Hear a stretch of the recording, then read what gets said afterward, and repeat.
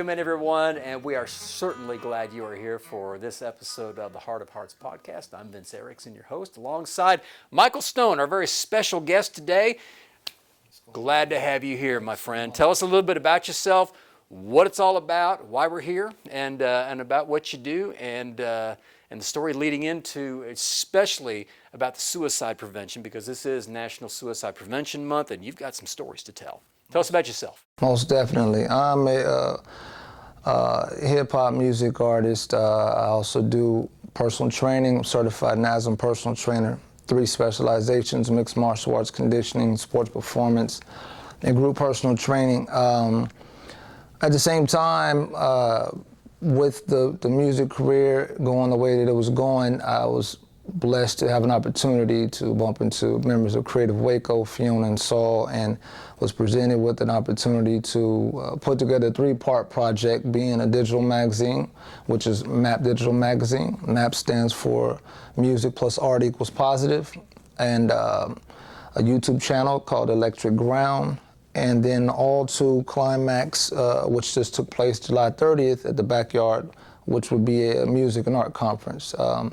That was to bring all the arts together of all different types, but also be able to, once getting everybody together, tackle and address mental health and suicide prevention, which we did, and I think it was a huge success. And you had a big video up on the monitor, one of our staff from the Heart of Texas Behavioral Health Network, HOTBHN, to speak to the crowd, and from what I understand, there was at least one person in there who was greatly affected. That's it, and definitely we like to believe anyone who may have been on the verge of committing suicide, feeling fed up, stressed out, and ready to give up, decided to change their mind as a result of hearing a live testimony from Ms. Verlin, and also being able to see just the diversity in the crowd at the Backyard Bar, Stage and Grill. It's different over there. They have their way of doing things. They have their crowd, their regulars. They have even the performances. They have their genres. They hit the stage, but we were honored to be able to mix up the stage a little bit and have everybody there, and have everybody in the crowd as well. And that diversity, I think, spawned first. It birthed an opportunity to get this to be an annual thing. And then at the same time, it boosted mental health because people were able to have a good time with company they don't usually keep. And you know, Michael, that's not the kind of crowd that normally has that kind of a conversation. And it was a grand opportunity to bring that to the forefront, and especially now with National Suicide Prevention Month in September, being able to draw that attention in a venue and to a crowd that normally really this is underserved. That's right, and I think their attention had to be stolen in a way, and I say that because it's such a sensitive topic. Just mental health is personal, and in order to be able to dive in, I felt they were going to need to get engaged on multiple levels, which is why we had the video playing in the background, which is why some of the songs were tailored to mental health and suicide prevention, which is why we had poetry that still targeted the same thing, and that mixture of methods of delivering the message I felt was necessary. Poetry, music, testimony, video, so they were engaged. I think it worked.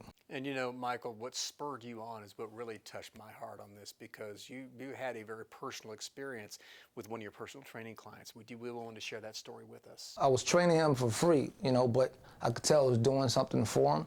And I'm a super confident guy. I also just don't believe in giving up, but only because I've been there before several times.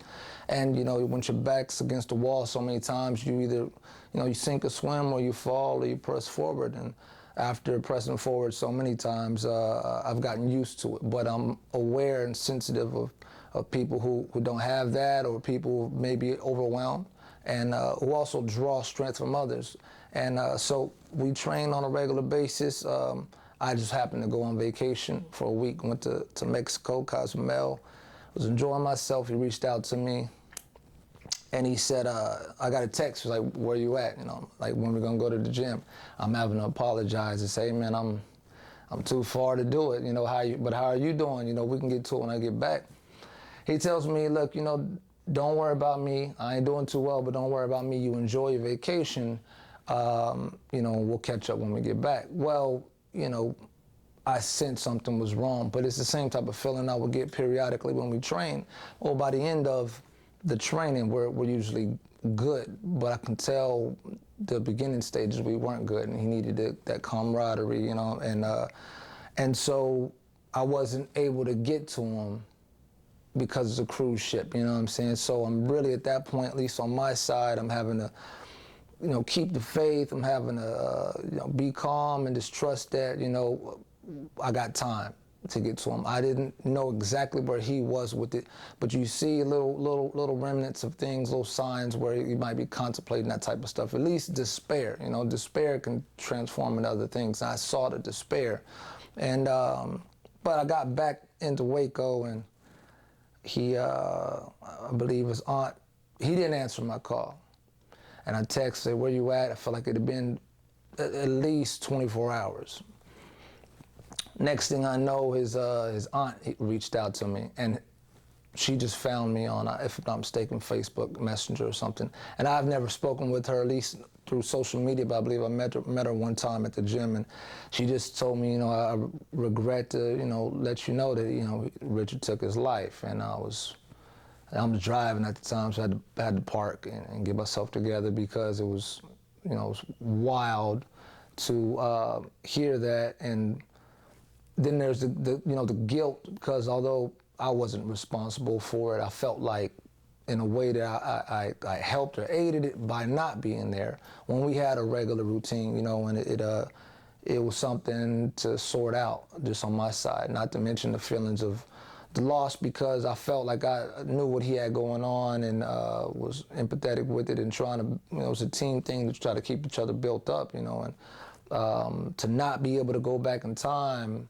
was an issue. And even feeling bad about the vacation. I'm like, well, why'd I have to take it then? You know what I'm saying? So it was wild. But I didn't have that desire to, reach out to people on that level of suicide prevention until it happened with him. And so then when I was approached by Creative Waco, I was like, well, I got an idea, and I believe that once I have everybody together, through the magazine, YouTube channel, and they see all the different artists who don't probably all hang out together, I have them in one spot, so we can feed them some important things. And because just like how I didn't know he was that close to doing anything, we don't know where everybody else is at. And so we got to do what we can while we have them in our presence.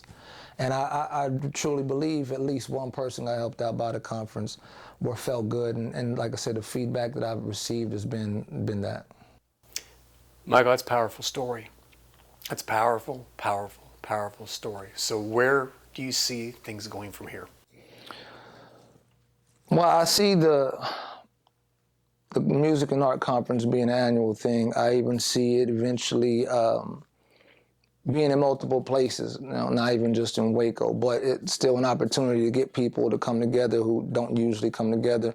And the common ground is the music and art. We all like something of the two. And I see that more people are gonna, speak out and use it as an advantage to express themselves, to feel safe in certain ways, and just even be themselves. As a matter of fact, she's gonna feel shy for a second, me referencing her, but a friend of mine, Corey, she says that Halloween's her favorite holiday, which is mine as well. But specifically, she brought up how, it's the one day that everyone can be whoever they want to be and not be judged for it, and feel comfortable.